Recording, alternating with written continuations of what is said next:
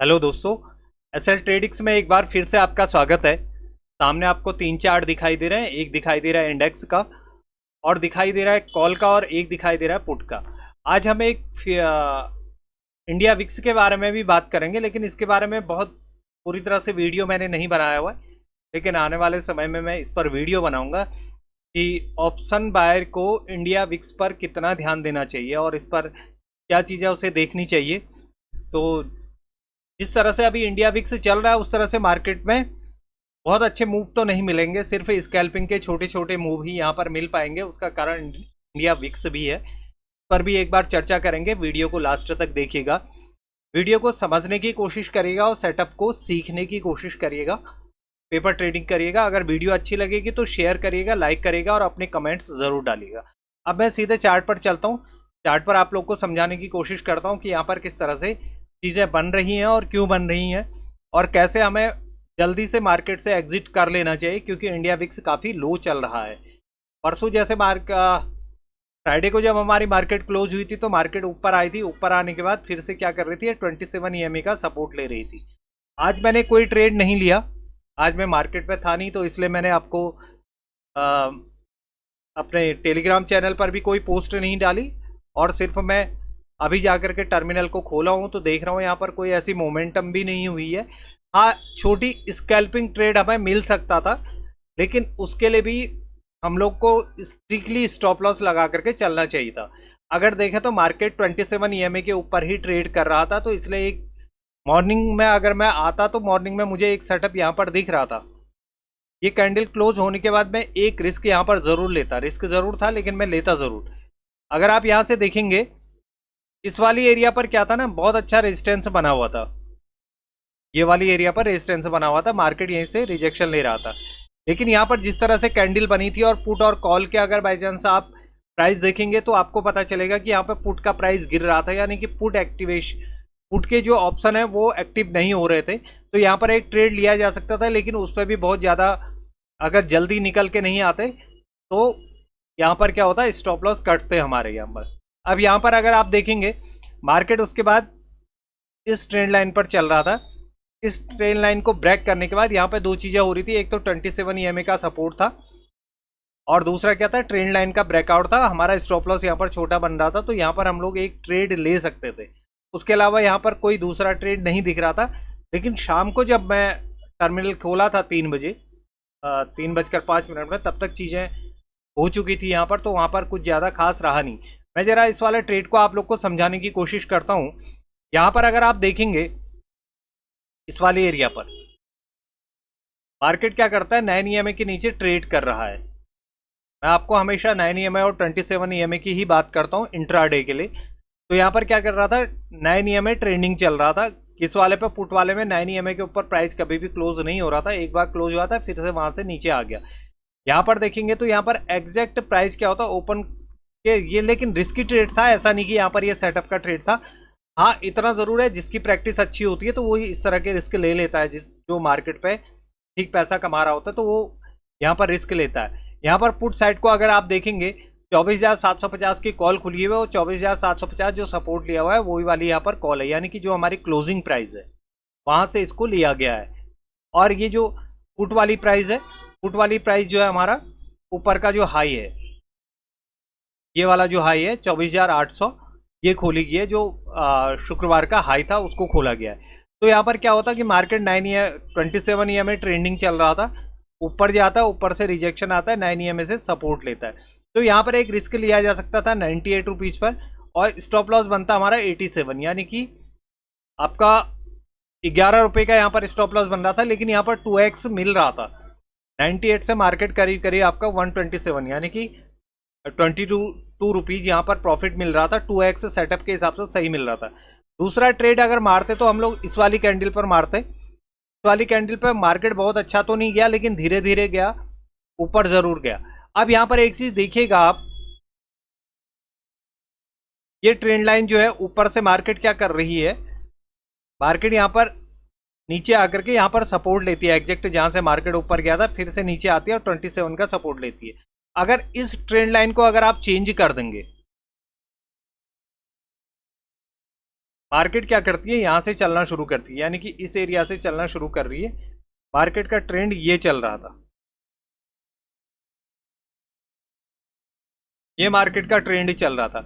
अगर इस लाइन को आप ऊपर खींच देंगे ना ऐसे, अब ये आप पूछेंगे कि यहाँ पर ट्रेंड लाइन ऐसे अभी तो दिखाई दे रही है, पहले क्यों नहीं दिखाई दे रही होती है? तो पहले से आप लगा के रखेंगे तो आपको दिखाई देगी। क्यों दिखाई देगी? आप वीक को काउंट मत करिए, बॉडी टू बॉडी मिलाने की कोशिश करिए कि बॉडी कितनी बार मिल रही है। एक्चुअल में क्या हो रहा है, यहाँ पर बार बार क्या करता है, इस वाली ट्रेंड लाइन पर आता है मार्केट, पहली बार ट्रेंड को चेंज करने की कोशिश करता है, नीचे से क्या आ रहा है, 27 EMA आ रहा है। अब यहाँ पर एक सेटअप, अगर शाम को मैं देर से टर्मिनल खोला, अगर मैंने पहले खोला होता तो एक रिस्क जरूर लेता मैं इसके नीचे, यहाँ से नीचे जब मार्केट आ रही थी तो जरूर मैं यहाँ पर रिस्क लेता, क्योंकि सपोर्ट मार्केट का 27 EMA के ऊपर आया, 27 EMA से ऊपर आया और 9 EMA ट्रेंडिंग होने की कोशिश कर रहा था। हाई तो ब्रेक किया, लेकिन पुट साइड को भी बहुत ज़्यादा यहाँ पर हाई को ब्रेक नहीं किया ये वाला।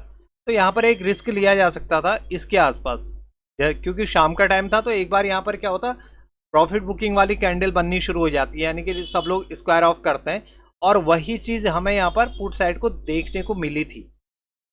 ये जो कैंडल ऊपर गई है ये स्टॉप लॉस वाली कैंडल है, ये वाली जो कैंडल गई है ये स्टॉप लॉस वाली कैंडल गई हुई है। तो बाकी मार्केट में कुछ है नहीं, मार्केट ने यहाँ पर अभी सपोर्ट लिया हुआ है, एक बार, दो बार और तीसरी बार। कल को एक्सपायरी है, देखते हैं एक्सपायरी के दिन क्या करता है। लेकिन सबसे बड़ी बात है कि यहाँ पर इंडिया विक्स जो है ना, वो अगर मैं डेली कैंडल पे भी देख रहा हूँ तो यहाँ पर क्या है ना, 11 के आसपास चल रहा है, यानी कि 11 से नीचे। अगर इंडिया विक्स को देखें, इंडिया विक्स 9 से लेकर के 11 के बीच पे चल रहा है, और ये जो 11, 12, 13, इंडिया विक्स जब तक 13 नहीं जाता है तब तक थोड़ा सा ऑप्शन बायर के लिए, ऑप्शन का जो प्रीमियम होता है ना वो बहुत अच्छी तरह से बढ़ता नहीं है, इसलिए बहुत रिस्की ट्रेड रहते हैं जब आप 13 से नीचे ट्रेड करते हैं। हाँ, इतना ज़रूर है कि मार्केट अगर बाई चांस रेंज बना लेता है, जैसे यहाँ पर अगर आप देखेंगे, अगर परसों की रेंज अगर आप देखेंगे तो अच्छी खासी रेंज थी मार्केट के पास, तो इस वजह से यहाँ पर हमें कुछ मोमेंटम मिल गए थे। और ऐसा अक्सर होता नहीं है, इंडिया विक्स अगर डाउन होता है तो यहाँ पर चीज़ें जो हैं वो अलग हो जाती है। यहाँ पर अगर हम देखेंगे तो यहाँ पर 200 पॉइंट का जो था ट्रेड चल रहा था, तो इस वजह से जो ये वाला एरिया है यहाँ पर 20-30 पॉइंट, 40 पॉइंट यहाँ पर निफ्टी में मिल गए। अदरवाइज ऐसा होता नहीं, क्योंकि इंडिया विक्स काफ़ी नीचे चल रहा है। और अगर आप ऑप्शन बाइंग करते हैं तो इंडिया विक्स का भी ध्यान रखिएगा, इस पर मैं एक स्पेशल वीडियो बनाने वाला हूँ कि हमें कौन से इंडिया विक्स कितना होना चाहिए, एक अच्छे प्रीमियम के लिए कितना इंडिया विक्स होना चाहिए, हमें कैसे देखना चाहिए, और आईवी को कैसे देखना चाहिए, वो दोनों चीज़ों पर भी मैं वीडियो बना करके चैनल पर डालूंगा, उसको ज़रूर देखिएगा। जैसे हमारा ओआई डाटा होता है वैसे ही इंडिया विक्स पर भी ध्यान देना होता है। और इंडिया विक्स काफ़ी समय से जो है आपका 9 से लेकर के 13.50 के बीच में चल रहा है। यहाँ अगर देखेंगे ये 13.50 जाता है, फिर से नीचे आ रहा है, और यहाँ आता है फिर से 9-10 के पास में आ रहा है, फिर से इंडिया विक्स जो है काफ़ी डाउन है, जिसकी वजह से हमारे जो प्रीमियम है उस पर बहुत ज़्यादा हलचल नहीं हो रही है, मतलब जल्दी जल्दी स्टॉप लॉस कट रहे हैं, जहाँ पर ऑप्शन बायर को ओवर ट्रेडिंग का शिकार होना पड़ रहा है और उसकी वजह से लॉस हो रहा है। अगर आप जल्दी बाहर नहीं जाएंगे तो आपको यहाँ पर नुकसान हो जाएगा। तो इसलिए इंडिया विक्स पर भी मैं एक स्पेशली वीडियो बनाने वाला हूँ। और यहाँ पर अगर चीज़ें देखेंगे, इस वाली एरिया पर ट्रेंड लाइन का ब्रेकआउट होता है, मार्केट फिर से ट्रेंडिंग होने की कोशिश करता है। और अगर आप कॉल साइड के चार्ट को देखेंगे तो कॉल साइड पर प्रीमियम नहीं बढ़ता है। ये पुट है, ये हमारी कॉल है। तो कॉल पर अगर आप देखेंगे तो मार्केट इस वाली कैंडल से नीचे आ रहा है, यानी कि ये वो है 2:15, 1:15 की कैंडल, 1:15 की कैंडल यहाँ तो ब्रेक हो जाती है, यानी कि ये वाली कैंडल यहाँ पर ब्रेक हो जाती है, ये वाली ये ब्रेक होती है, लेकिन यहाँ ब्रेक नहीं करता, यानी कि मार्केट ऊपर जाने के बाद भी इस प्राइस से ऊपर जाने की कोशिश नहीं कर रहा था। तो यहाँ पर एक मैं ज़रूर रिस्क लेता शाम के समय पर कि मार्केट अगर यहाँ से पलटती है। अगर यहाँ पर देखेंगे तो यहाँ पर प्रॉपर 9 EMA से नीचे आने की कोशिश करता है, लेकिन उसके बाद यहाँ पर जैसे ही ऊपर जा रहा था तो उसके बाद यहाँ पर एक रिस्क लिया जा सकता था, इस वाली एरिया पर या इस वाली एरिया पर रिस्क लिया जा सकता था, लेकिन मार्केट में ऐसा कुछ है नहीं। और मैंने आज ट्रेड किया नहीं, और आप लोग को भी अपने टेलीग्राम चैनल पर कुछ भी अपडेट नहीं दिया। तो चीज़ें एक ही 27 EMA का एक जो यहाँ पर सपोर्ट मिल रहा था, यहाँ पर भी रिस्क था। धीरे धीरे धीरे मार्केट ऐसे गया कि प्रीमियम बढ़े ही नहीं, मार्केट बिल्कुल ऐसा चल रहा है कि यहाँ पर कुछ ऑप्शन बढ़ ही नहीं रहे। तो वीडियो में भी कोई खास नहीं है और मार्केट में भी कोई खास नहीं है। आप जाकर के पुराने वीडियो ज़रूर देखिए, उसमें बहुत सारी नॉलेज मिलेंगी। अगर आप दोबारा उनसे देखेंगे तो समझने की कोशिश करिएगा। इंडिया विक्स और आईवी पर आने वाले समय में मैं ज़रूर एक वीडियो बनाऊंगा, जिससे आपको समझ में आएगा कि हमें कहाँ पर कॉल या कहाँ पर पुट साइड को जाने की कोशिश करनी चाहिए, या हमें मार्केट पर आज ट्रेड करना चाहिए या नहीं करना चाहिए। ये भी सारी चीज़ें आपको उस पर मिलेंगी। अगर वीडियो पर जानकारी कुछ भी अच्छी लग रही है तो इसको लाइक करिएगा, शेयर करिएगा। चैनल पर नए हैं तो सब्सक्राइब ज़रूर करिएगा और बेल आइकन दबाना मत भूलिएगा। और कमेंट ज़रूर डालिए, क्योंकि आपके कमेंट मुझे वीडियो बनाने के लिए प्रेरित करते हैं कि किस तरह का वीडियो आप लोग को चाहिए, और आप लोग क्या क्या चीज़ें सीख पा रहे हैं। वो सारी चीज़ें मुझे आपके कमेंट के माध्यम से ही पता चलता है। और बहुत सारे व्यूअर जो सब्सक्राइबर हैं, मेरे जो पुराने सब्सक्राइबर हैं, वो कमेंट ज़रूर करता है और मुझे अच्छा लगता है। मुझे ऐसा लगता है कि हाँ, चैनल पे कोई हैं जो मुझे हमेशा सपोर्ट करता है। आप लोग का सपोर्ट ज़रूरी है। इसलिए वीडियो जैसी भी लगी हो, थैंक यू वेरी मच, धन्यवाद आपका। जय हिंद, जय भारत।